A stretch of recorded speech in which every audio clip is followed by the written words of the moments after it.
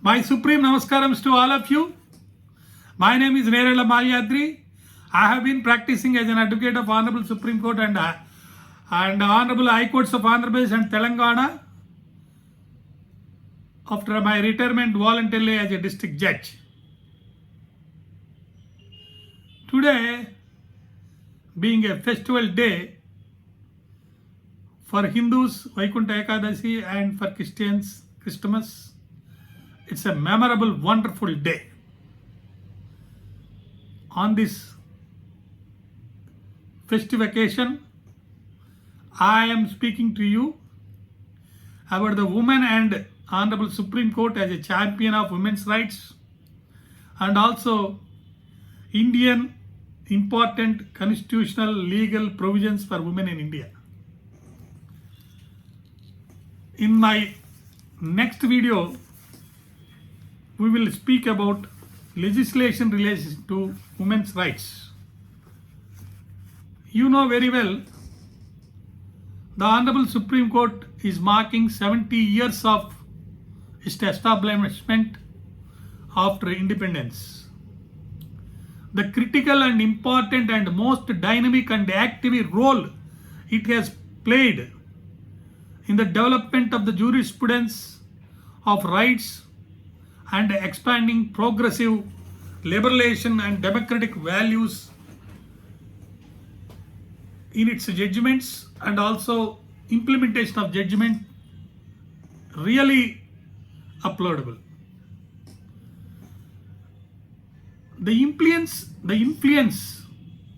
and the interest of the Supreme Court in public consciousness is no longer confined its position as a final arbitrator of the disputes, but it has evolved into a institution which has been protecting the constitutional values in order to protect the women, especially in implementing its rights that are available to every woman in this country.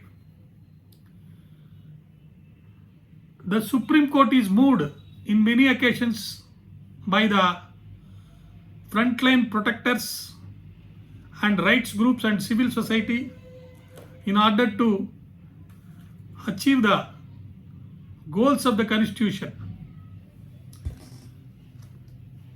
The Supreme Court, while discharging its responsibility and duty entrusted to it, it has intervened and corrected the deep inequities cutting across the caste, class, gender and affluenceness or rich or poor, whatever it is. If you look at the feminist movements of the 20th and 21st centuries in the West, the sphere of activity in which the Supreme Court has been interfering and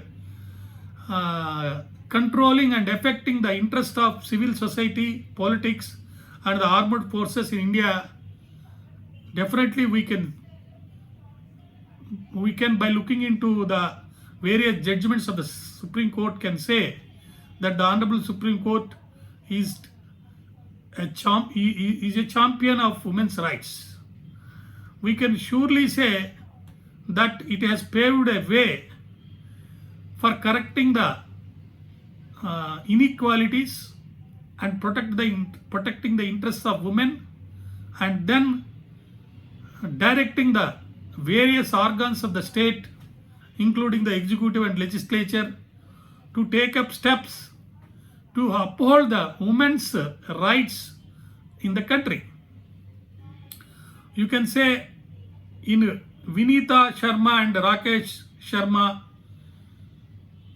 case in the year 2020, the Honorable Supreme Court, while protecting the women's rights in the context of the family, held that daughters would have equal co-personary rights in the Hindu undivided family property by virtue of their birth and could not be excluded from inheritance irrespective of whether they were born before the 2005 amendment to the Hindu Succession Act 1956.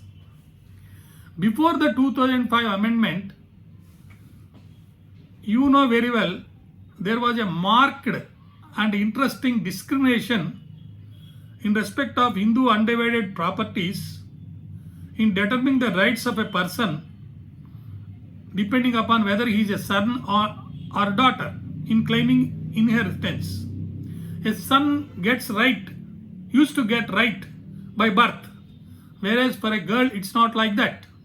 But after the 2005 amendment, both son and daughter, they were getting equal rights. Now the Supreme Court widened it and held that both son and daughter, they get equal rights even if they are born before the 2005 amendment. So we can very well say that Supreme Court has enlarged the right of women irrespective of their date of birth. Likewise, in another famous and interesting case, Prakash versus Pulavati in the year 2016 held that a daughter could be eligible to be a co-sharer only if the daughter and father were alive as of September 9, 2005. But by virtue of this Vinita Sharma case, now irrespective of all these things, the daughter gets right and legitimates the position of a woman as an integral part of their family property and father's property.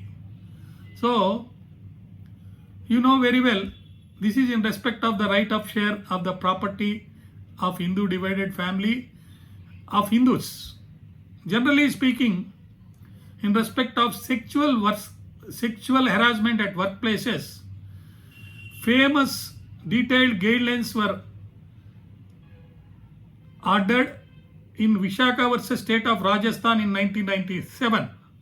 Likewise, in another case, the Secretary Minister of Defences versus Babita Punya and others 2020, all women army officers are held as eligible for permanent commissions, allowing them to be in commanding roles.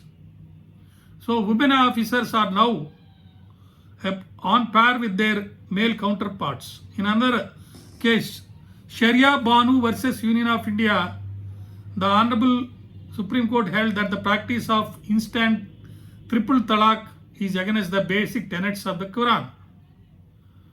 So, directed the center to make a legislation in this regard, which led to Muslim Women's Protection of Rights Act 2019. So now a Muslim husband cannot pronounce talaq and get rid of his wife. Conservative approach is stopped. Thereby, the decision held in Muhammad Ahmad Khan versus Shah Banu Begum 1985 is overruled. Likewise, in another case, Sabarimala case, you know very well, the Honorable Supreme Court held that the women also can, as devotees, can go to the temple. The restriction is held unreasonable. Now, some petitions are pending in respect of that judgment. Let us see what will happen in respect of this Sabarimala case, which is delivered on 2019. Then another case, Joseph Shane versus Union of India, the Honorable Supreme Court held that the ladies have got sexual freedom in their personal sphere and they have got right to privacy flowing from Article 21 and declared as unconstitutional Section 497 of the Indian Penal Code, which gives a husband the exclusive right to prosecute his wife's lover even as similar rights were not conferred on a wife to prosecute the woman with whom her husband has committed adultery. Likewise, in many cases, the Honorable Supreme Court is a champion of the women's rights. Till now, let us hope that there will be judgments like this. Subscribe the channel and request your friends to subscribe the channel.